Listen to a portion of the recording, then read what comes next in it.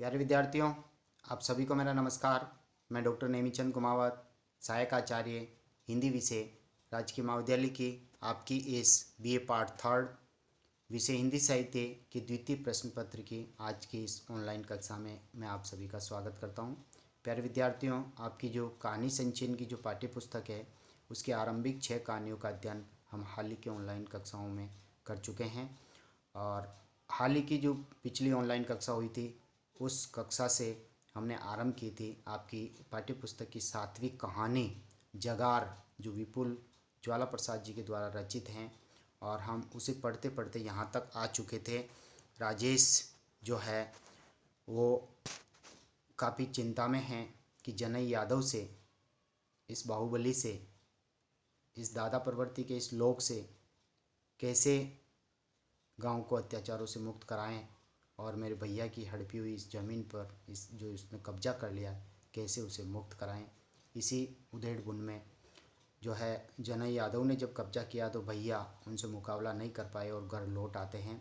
और घर लौटने के बाद में वो भैया की वस्तु स्थिति को यहाँ से परिचित करा रहा है कि गाड़ी अंधेरी रात सनसना रही हैं और सब जगह खटकना एकांत पसरा हुआ, यानी सुनसान जगह हैं, अंधेरा पसरा गया है। मैं और भैया घर के बाड़े में सो रहे हैं। भैया को नींद नहीं आ रही है। भैया जो है अत्यधिक चिंता में है कि कैसे इस जनई यादव से हमारे कब्जे में ली गई इस ज़मीन को हम छुड़ावें।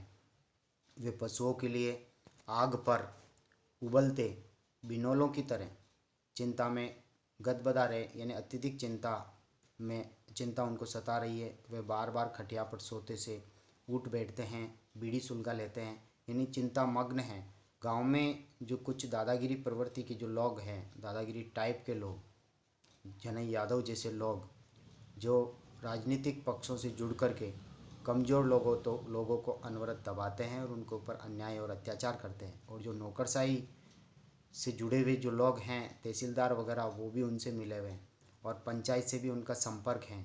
और असामाजिक तत्वों से ये लोग जुड़ करके गांव वालों पर अत्याचार करते हैं, उनकी धन संपदा को हड़प लेते हैं और ज़मीनों पर कब्जा कर लेते हैं। युवा पीढ़ी जो है शिक्षा आदि के कारण उसमें संगठन शक्ति और जागृति आ रही है। जो सामाजिक विसंगतियों व अन्याय के खिलाफ जन जागृति करके असमानता व इस अराजकता को वह मिटा रही है। तो इस कहानी का ये मूल उद्देश्य उभर कर आता है कि जो युवा लोग हैं वो गाँवों में जन जागृति ला रहे हैं और अन्याय और अत्याचारों के खिलाफ अपनी आवाज़ बुलंद कर रहे हैं। तो देखिए, हम इसको आगे यहाँ से आरंभ करते हैं। भैया राजेश जो है वो भैया के बारे में बता रहा है कि वो बीड़ी सुलगा रहता है, चिंता मग्न है। बीड़ी के लंबे लंबे सूटे, यानी लंबी लंबी बीड़ी की सांस के साथ में बीड़ी को लंबा वो खींचते हैं और धुआं फिर छोड़ते हैं, तो धुएं के गुबार छोड़ने लगते हैं। और राजेश को ऐसे लगता है कि ये धुएं के गुबार नहीं बल्कि भैया के हृदय के भीतर जो घुमड़ रही चिंता है वो उसके रेले हैं। उनकी बार बार की पेचर से तात्पर्य वो बीड़ी मुंह से पीते समय एक तरह से मुंह से आवाज़ करते हैं। तो आँखों में राजेश की भी नींद नहीं आ पा रही है और उन्हीं की तरह, यानी राजेश कहता है कि मेरे जहन में भी बस वही एक प्रश्न रहेंट की तरह, यानी जो कुएं पर जो लोहे की जो डोलियाँ चलती है, बैल जब कुएं से पानी बाहर निकालने का जो यंत्र है रहेंट की तरह, वह भी उसके मन में चिंताएं बार बार घूम रही है कि जनई यादव से कैसे ज़मीन को मुक्त कराएं, जनई के कब्जे से खेत कैसे छुड़ाया जाए। जनई के पास जनबल हैं, धन बल है, यानी कहने का तात्पर्य जनता का सारा उसके पास है, पहुंची हस्ती है वो, राजनीतिक पहुंच उसकी है और उसके पास में धन है, ताकत है, वो कुछ भी कर सकता है। उसके सामने कोई भी ग्रामीण लोग यानी गांव का कोई भी लोग उसके सामने आकर के उसका मुकाबला नहीं करता, उसके विरुद्ध कोई भी आवाज़ नहीं उठाता है। आसपास के 10 नंबरियों से उसकी दांत काटी रोटी, यानी ये एक मुहावरा है, दांत काटी रोटी कहने का तात्पर्य बहुत सारे लोग इसमें मिले हुए हैं। गांव पंचायत का मेंबर होने से पुलिस कचहरी से भी उसकी काफ़ी लाग डांट हैं, यानी पहुंच हैं। हम जनई के सामने कहीं नहीं लगते। मैंने इस जब्बर जिना के खिलाफ, यानी ये दादा प्रवृत्ति के लोग हैं, इनके खिलाफ कानूनन लड़ने का राजेश ने निश्चय किया। दूसरे रोज राजेश जो है वो तहसीलदार के पास पहुंचते हैं और इस अन्याय के खिलाफ तहसीलदार जी को जो है दरख्वास्त लगाते हैं, वहाँ तक इस सूचना को पहुँचाते हैं और अपनी अर्जी देते हैं। तहसीलदार राजेश से पूछने लगते हैं, वही जनई जो तुम्हारी ज़मीन जो पंचायत के मेंबर हैं? तो राजेश कहता, हाँ हाँ जी, वही वही राजेश जो पंचायत के मेंबर हैं।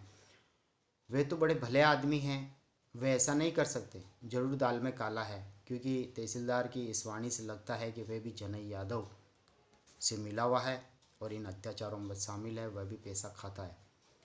आप जांच कर लीजिए सर, यानी राजेश कहता, आप जांच कर लीजिए सर, ठीक है। और तहसीलदार कहता, ठीक है, तुम अपनी एप्लीकेशन दे जाओ, हम जांच करा लेंगे कि उसने ज़मीन हड़पी या नहीं, या तुम लोगों पर अत्याचार किया या नहीं किया है, हम उसकी जांच कराएंगे। मुझे चैन कहाँ था, यानी राजेश कहता है कि मुझे चैन नहीं था, भैया की रिजक रोटी, यानी कहने का तात्पर्य रोजी रोटी का यह साधन खेत ही एकमात्र था, और उस खेत के बुत्ते पर ही तो उन्होंने अपनी गृहस्थी की गाड़ी गुड़कती हैं, यानी उनकी गाड़ी चलती हैं, उनका घर गृहस्थी चलती हैं। चौथे रोज़ मैं फिर तहसीलदार के समक्ष उपस्थित हुआ। तहसीलदार जो है राजेश पर गुर्राता है, ऐसे केसों में फैसले इतनी जल्दी नहीं होते। यानी तहसीलदार कहता है, जो तुम्हारा ज़मीन हड़पने का जो मामला है, मुद्दा है, ऐसे केस जो होते हैं उसमें जल्दी फैसला नहीं होता, उसमें समय लगता है। ये मसला नुक्ते का लड्डू नहीं है जो गप से मुंह में डाल लिया जाए, यानी मोतीचूर का लड्डू नहीं है जो मुंह में डाल करके पिघल जाए और समस्या का समाधान हो जाए, ऐसा मसला नहीं है। वह कुछ देर तक राजेश को पलक खा जाने वाली नज़र से देखता है, फिर रुख बदल कर बोला, ये राजकाज है भाई, इनका अपना अलग तरीका होता है। तुम्हारी एप्लीकेशन रीडर मुझे पेश करेगा, मैं उसे कानून गो को मार्क करूँगा, कानून को पटवारी को मार्क करेगा और पटवारी खेत नापेगा और नाप कर कानून गो को फिर रिपोर्ट करेगा, फिर कानून को मुझे करेगा, तब मैं कुछ फैसला लेने की हैसियत में रहूँगा। यानी कहने का तात्पर्य है कि मेरे हाथ में नहीं है कि मैं अकेला अभी फैसला सुना दूँ जनई यादव के खिलाफ़ और तुम्हारी ज़मीन छुड़ा दूँ और जनई यादव से उस ज़मीन को मुक्त करा दूँ, ये मेरे अकेले के वश में नहीं है। और उसने एक पूरा लंबा चैनल बना दिया कि इस तरह से ये मसला सुलझेगा और इसमें समय लगेगा और तुम व्यर्थ ही यहाँ पर चक्कर मत काटो। तो इससे लगता है कि तहसीलदार यानी नौकरशाही प्रवृत्ति के लोग भी इन दादागिरी प्रवृत्ति वाले लोगों से मिले हुए हैं और वो भी इनसे दबते हैं। कहते हुए वे कुटिलतापूर्वक मंद मंद मुस्कुराने लगा था। मुझे लगा यहाँ भी जनई बोल रहा है, यानी राजेश को ऐसा लगा कि यहाँ पर भी जनई यादव की वाणी ही बोली जा रही है। यदि ऐसा नहीं तो पिछले साल इसी तहसीलदार ने ऐसे ही एक मसले में फरियादी की दरख्वास्त पर हाथों हाथ खेत नापने के लिए सीधे पटवारी को ऑर्डर कर दिए थे और आज नहीं कर पा रहा है। और मैंने ही तो करवाए थे मूल्य के खेत के मामले में, यानी कहने का तात्पर्य मूला था जिसका खेत जो है 30 मूल्य, यानी उसके खेत के एक मामला था जो पड़ोसी के द्वारा उस खेत की मेड़ को तोड़ लेने का मामला था और मैंने फटाफट पटवारी को आदेश करके और वही तो उसका समाधान करवाया था। मैं उन दिनों, राजेश कहता, मैं उन दिनों गांव में ही था और वह आषाढ़ उतरने का एक तरह से पखवाड़ा था। वर्षा का आगमन होने वाला है और सभी लोग अपने खेतों की बुआई करते हैं। आकाश काले बकबूदरे बादलों से भरा रहता है, यानी आकाश में बादल छाए हुए हैं, बारिश के दिन सिर पर हैं। पीपल और नीम के पेड़ों पर मोर बोलते हैं और वर्षा के लिए केयों केयों केयों, यानी मोर जो है अपनी वाणी में आसपास के परिवेश को गुंजायमान कर देते हैं, यानी एक तरह से वर्षा की रूपी इस राजा का वो स्वागत करते हैं, पावस ऋतु का स्वागत करते हैं, स्वागत का गान गाने लगते हैं। किसान खेतों की कमाई में जुट जाता है और कोई खेत जोतता है और कोई बीज डालता है, तो कहने का तात्पर्य बुआई करने में लग जाते हैं, और कोई खेतों से जवासा वाईसूर काटने में मशगूल हैं, कोई खेत में गुर्रे की खाद डालने में तल्लीन हैं। ये सब देख देख कर भैया भाभी के मन में भी कुछ करने की हुक उठती है, यानी इच्छा होती है कि हम भी हमारे खेत में, यदि हमारा खेत मुक्त हो जाए जनई यादव से, तो हम भी हमारे खेत में बुआई करें, बीज डालें, उसकी खुदाई करें, उसकी रखवाली करें और फसल पैदा करें। पर पुजारी वाले खेत के सिवाय उनके पास और कोई खेत है ही नहीं जिसके माध्यम से वे अपनी खेती कर सकें, उनके पास है ही नहीं। वो क्यों ही मंडरा मन रूप पिंजरे में बंद परिंदे की तरह उठ करके शांत हो जाती है। मायूस निराश भैया खटिया पर लेटे काली काली आंखों से आकाश को ताका करते हैं, बिल्कुल हताश और निराश हैं। चेहरा उनका उतरा हुआ होता है। भाभी ने भी घर की रोटी पानी भैंस की खटर पटर तक ही स्वयं को ही सीमित कर दिया है, यानी इनके सिवाय उनके पास रोजी रोटी का और कोई साधन ही नहीं है। मुझसे ये सब देखा नहीं जा रहा है, यानी राजेश कहता है ये सब अन्याय और अत्याचार मुझसे देखा नहीं गया। पुजारी वाले खेत में जनई और उसके आदमियों को काम करते देखता हूँ तो मैं अपना आपा खो बैठता हूँ, यानी होश हवास खो बैठता हूँ और तुरंत जोश में आ जाता हूँ, लेकिन मैं अपने आप को नियंत्रण में करता हूँ। जुनून उन्माद मेरे ऊपर सवार रहने लगा है। मेरा हंसोड़ खिलंदड़ स्वभाव पता नहीं कहाँ काफूर हो गया है। यानी कहने का तात्पर्य मैं हर किसी का मुकाबला कर सकता हूँ, लेकिन इसके सामने मेरी भी नहीं चल पाती है। वो भी एक तरह से भयभीत होता है। एकाएक पिछलारे आकाश में काले काले बादलों की पांत आ जमी, यानी वर्षा का समय आ गया है। जमकर बादल बरसे, खेत कुआं तालाब पोखर पानी से लबालब हो गए हैं। किसान अगले दिन होने वाली बावनी की यानी खेत में बुआई करने की तैयारी में जुट गए हैं। कोई हल जुआ रास पेनियाँ तैयार करने में लग गया, कोई बीज बिजोंडी के जुगाड़ में व्यस्त हो गया, यानी बीज बोने के साधन में व्यस्त हो गया है। और गांव में दिया बाती हो चुकी थी। गांव में बिजली आ जाने से किसी किसी के घर बिजली का लट्टू जगमगा रहा था, यानी बल्ब जगमगा रहा था, बल्ब जलता है। और मैं पातीराम के यहाँ पहुँचा, और पातीराम जो है वो गांव के एक सम्मानित व्यक्ति हैं, सभी उनसे सलाह लेते हैं।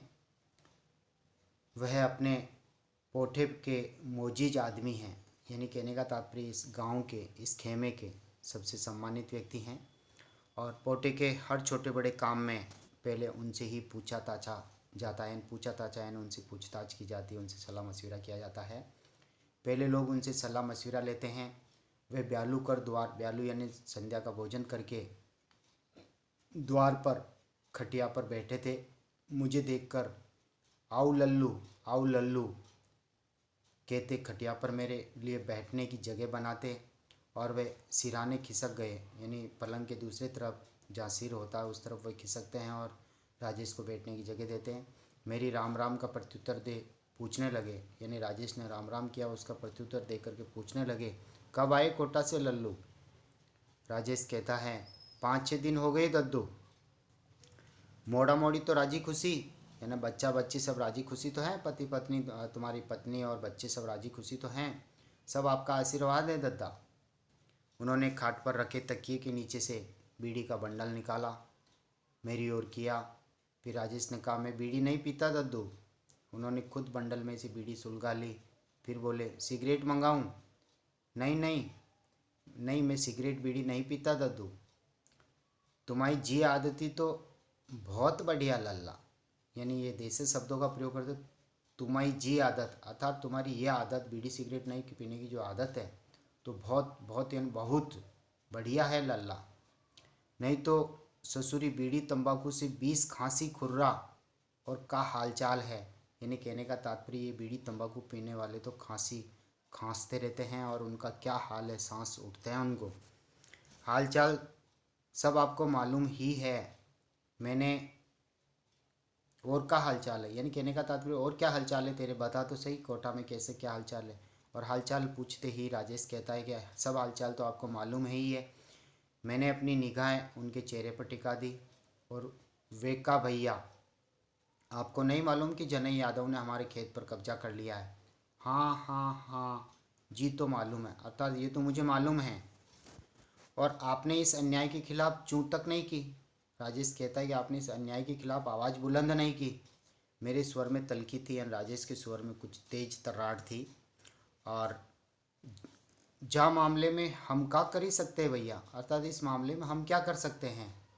सिट पिटाते हुए उन्होंने अपने हाथ में लगी बीड़ी का गुल झाड़ा। तो प्यारे विद्यार्थियों, आज की इस ऑनलाइन कक्षा को हम यहीं समाप्त करते हैं और अगली जो ऑनलाइन कक्षा होगी हम इसी क्रम से पृष्ठ संख्या 77 से आरंभ करेंगे। तब तक के लिए आप सभी को बहुत बहुत धन्यवाद।